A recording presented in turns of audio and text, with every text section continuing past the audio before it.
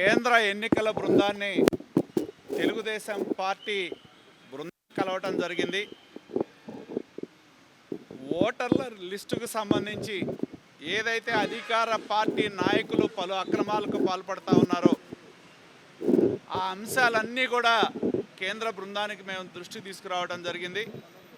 ముఖ్యంగా ఏదైతే బల్క్గా గుంపుగత్తగా ఫామ్ 7లు పెట్టి తెలుగుదేశం పార్టీ సానుభూతి పరులు ఓట్లు తీయటానికి రాష్ట్ర వ్యాప్తంగా కొన్ని నియోజకవర్గాల్లో ప్రత్యేకించి అధికార పార్టీ ఎమ్మెల్యేలు తెల్ల కాగితాల మీద రాసిచ్చినా తీసుకుంటున్న విధానాన్ని మేము కేంద్ర ఎన్నికల బృందం దృష్టికి తీసుకెళ్ళాం.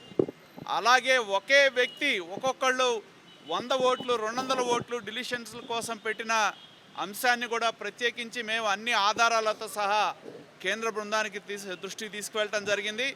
అలాగే ఎక్కడైతే పలు చోట్ల అక్రమాలు జరుగుతూ ఉన్నాయో గ్రామ స్థాయిలో ఉన్న బిఎల్ఓలు అక్కడ ఓట్లు తొలగించాలని రికమెండ్ చేసిన ఏఈఆర్ఓ ఈఆర్ఓ స్థాయిలో వాటిని ఆమోదించకుండా అధికార పార్టీకి అనుకూలంగా చేసిన అంశాలను కూడా మేము దృష్టికి తీసుకువెళ్ళడం జరిగింది.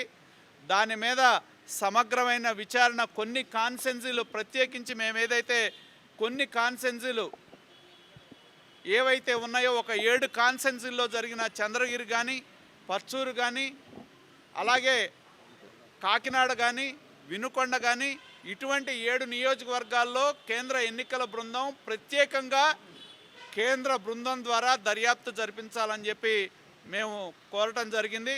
అలాగే ముఖ్యంగా ఇవాళ ఈ ప్రభుత్వం అధికార కార్యక్రమాలకి పార్టీ కార్యక్రమాలకి తేడా లేకుండా ఈ ప్రభుత్వం పనిచేస్తూ ఉన్న విషయాన్ని మేము కేంద్ర ఎన్నికల బృందానికి తీసుకెళ్ళాం.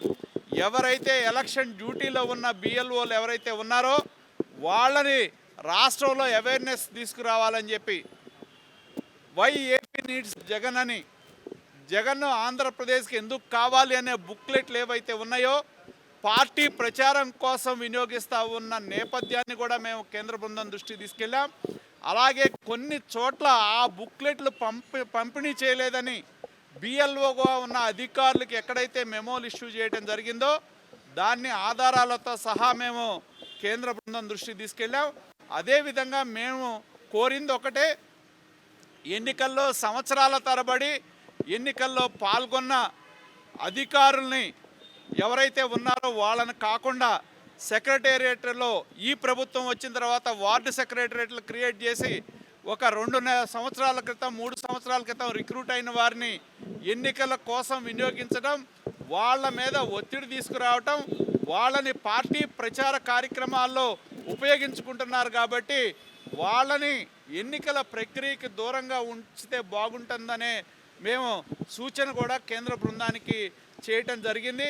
అలాగే వివిధ అంశాలు కొంతమంది అధికారులు కేంద్ర ఎన్నికల కమిషన్ చేసిన అబ్జర్వర్లు కూడా కొన్ని చోట్ల తాము వ్యక్తిగతంగా అధికార పార్టీ నాయకులతో పాల్పడటం కానీ కొంతమంది అధికారులు కుల సంఘాల మీటింగులకు అటెండ్ అవ్వటం కానీ దీనివల్ల అబ్జర్వర్లను వేసిన రాష్ట్రంలో ఉన్న వారిని ఉపయోగం లేకుండా ఉంటుంది. కాబట్టి మేము కేంద్ర బృందాన్ని డిమాండ్ చేసింది ఏంటంటే పక్క రాష్ట్రాలకు సంబంధించిన వారిని ఈ యొక్క ఓటర్స్ ఎన్రోల్మెంట్కి సంబంధించిన వాటి మీద అబ్జర్వర్లుగా వేయాలని చెప్పి మేము డిమాండ్ చేయడం జరిగింది.